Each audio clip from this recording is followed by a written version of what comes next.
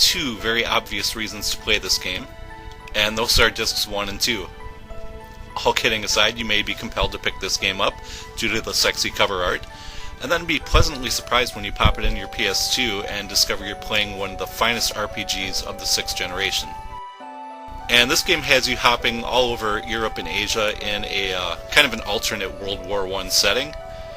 It does feature some actual figures from that era, but it also has some fantasy elements thrown in as well. This game has a very good story. It's not amazing, but it is enough to keep you interested and pushing yourself through the game to see what happens next. Two of the best things about this game are its unique characters and its humor.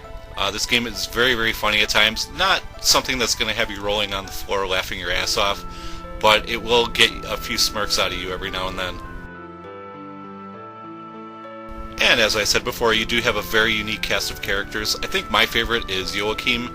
He's a vampiric wrestling superhero. He's just a really weird character. He's a lot of fun, and he's really strange in combat too, because sometimes he'll turn invisible, sometimes he'll turn into a bat, sometimes he'll turn into a superhero form, and then sometimes he'll just be plain old Joachim. So he is a very, very interesting character inside and out of combat. And all the characters are very unique in combat as well.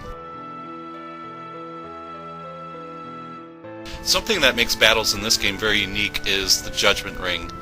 It's a circle that appears on the right side of the screen, and you have to time the X button when the cursor goes over the hit or strike zones.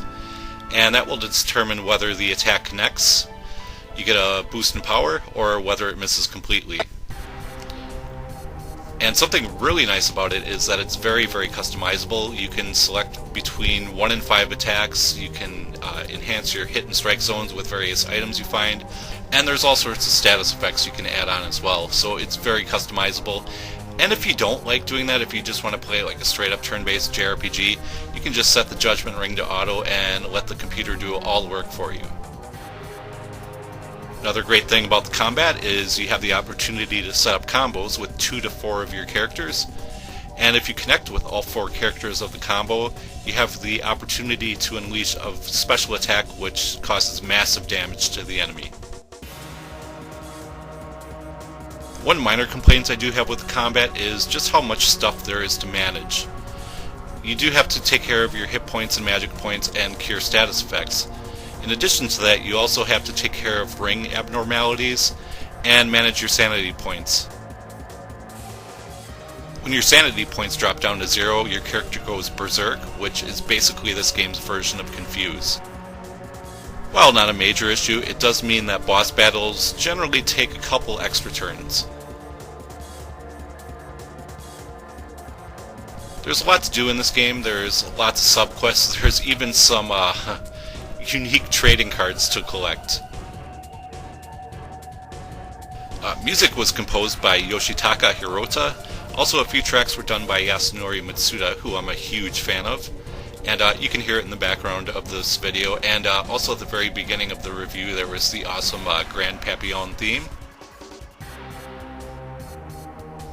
This is a series which I feel doesn't get the recognition it deserves, especially this game.